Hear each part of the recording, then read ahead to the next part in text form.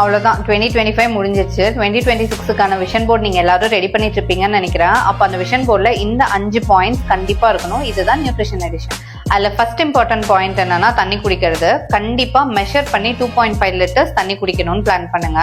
Second important point என்னன்னா உங்களோட breakfast skip பண்ணாதீங்க. கண்டிப்பாக 25 to 30 grams of adequate protein உங்களோட பிரேக்ஃபாஸ்ட் இருக்கணும். பிரேக்ஃபாஸ்ட் டைம் 9 o'clock இருக்கணும். தேர்ட் இம்பார்ட்டன்ட் பாயிண்ட் என்னன்னா strictly no food after 7 PM plan பண்ணுங்க. நீங்க என்ன ப்ரொஃபஷன்ல இருந்தாலும் சரி 7 மணிக்கு மேல சாப்பிடக்கூடாதுன்னு பிளான் பண்ணிக்கோங்க.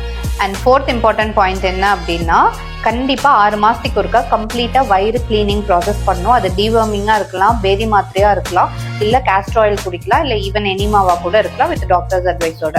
அண்ட் லாஸ்ட் இம்பார்ட்டன்ட் திங், நம்ம என்ன சாப்பிடணுன்றதுக்கு எவ்வளோ இம்பார்ட்டன்ஸ் தரமோ என்ன சாப்பிடக்கூடாதுன்றது அதை விட இம்பார்ட்டன்ட். நீங்கள் என்னென்ன சாப்பிடணுன்றதை விட என்னென்ன சாப்பிடக்கூடாதோ அதை சாப்பிடாம இருந்தீங்கனாலே உங்களுக்கு நிறைய நல்லது நடக்கும். இதில் ரொம்ப இம்பார்ட்டன்ட்லி மிட் நைட் பிரியாணி சாப்பிட்றது, நான்வெஜ்ஜஸ் நிறைய சாப்பிட்றது, டீப் ஃப்ரை ஃபுட்ஸ் சாப்பிட்றது, பேஸ்ட்ரி சாப்பிட்றது, வெஸ்டர்னைஸ் ஸ்நாக்ஸ் சாப்பிட்றது, இதெல்லாம் கொஞ்சம் கம்ப்ளீட்டாக அவாய்ட் பண்ணீங்கனாலே உங்களுக்கு நிறைய நல்லது நடக்கும். ஸோ இதெல்லாம் உங்களோட விஷன் போர்டில் கண்டிப்பாக என்ட்ரு பண்ணுங்க.